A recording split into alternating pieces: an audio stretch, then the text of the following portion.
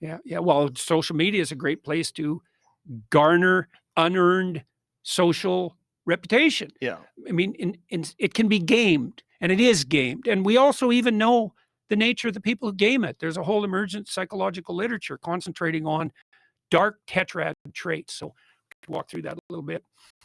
So, the standard personality models that produce the big five, extroversion, neuroticism, agreeableness, conscientiousness, and openness, they were derived sort of with a primitive AI. That's the way of thinking about it, that looked for patterns of description across huge corpuses of linguistic data. How do people talk about each other? It turns out they talk about each other using 5 dimensions, and those are the dimensions I just described. But the people who derived the big five didn't use evaluative descriptors. They threw anything out that looked like a value judgment.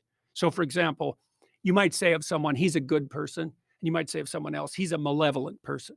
Those descriptors weren't included in the big five corpus because they were trying to derive a model of normative personality. Okay, so, but that meant that the pathological personality wasn't encapsulated or well defined. Now, this guy, Robert Hare, who worked at University of British Columbia as world's leading authority on psychopathy, and he interviewed hundreds and hundreds of psychopaths and was always fooled by them, by the way. And then he had a student, Del Paulus, who works at UBC, and Paulus developed a model of personality that was based on pathology, like on the dark side. And he called that the dark triad. Machiavellianism, that means Machiavellian is someone who, so let's say if I was Machiavellian in our discussions, what I would have done was think before I came here, I thought, well, what can Joe offer me? And then I think, well, how can I play Joe with my language so I'm most likely to get what I'm, the narrow, impulsive, selfish thing that I'm aiming at right now. So that's how a Machiavellian operates.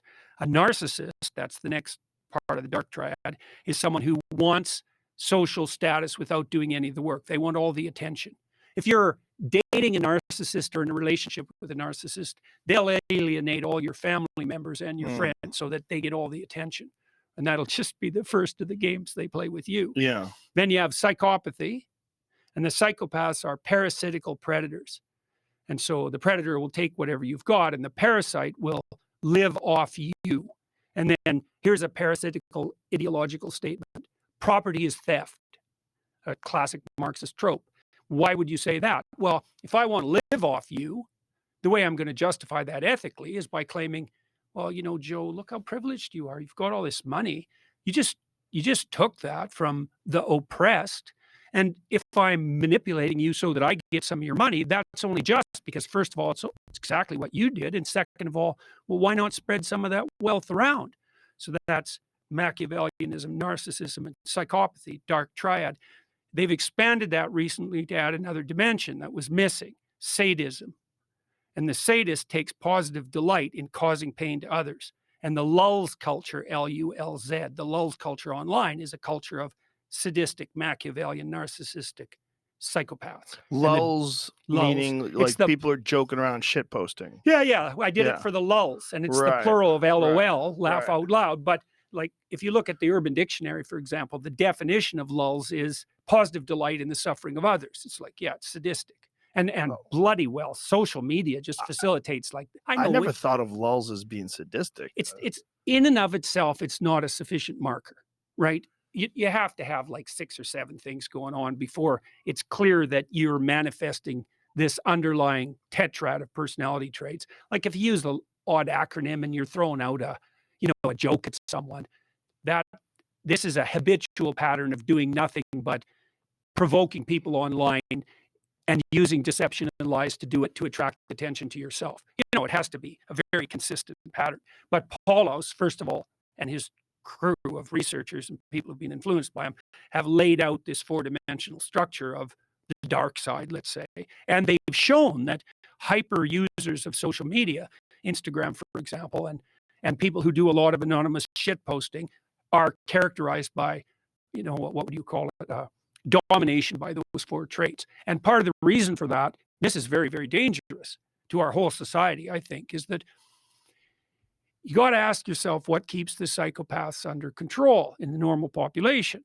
And the answer seems to be, especially on the male side, is that narcissistic aggressive men get put in their place by non-narcissistic aggressive men. And that usually has to do with something like the threat of physical intervention. You know how it is if you get a bunch of guys together. I can make a joke about you, and I could even make a joke that was sort of put you down. But the joke would have to be funny. You'd have to have the opportunity to reciprocate, and you'd have to believe that I was doing it in good spirit. Because if I just used the opportunity to, stick the knife in, we're not going to get along with each other very long. And we know that, and men know that when they talk to each other. And so part of what keeps dialogue among men civilized is the possibility that it won't be civilized if it goes too sideways. And everybody knows that. But there is none of that online, because anybody can post anything about anyone, no matter how denigrating and derisive, especially if they do it anonymously. And there's zero consequence. In fact, quite the opposite. If they're good at it, they get a lot of attention, and the social media companies will monetize it. And so not only is it not inhibited, it's actually facilitated. And this isn't a trivial problem, because if the psychopaths multiply enough, they take the whole society out. So I think virtualization enables psychopathy. And it's worse than just the trolling bit. That's bad enough, because it pollutes political dialogue and it makes everyone think that everything is more unstable than it really is. But online criminality is actually a terrible plague.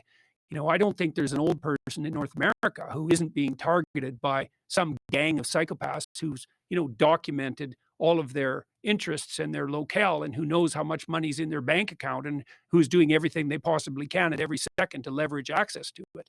That's just happening continually.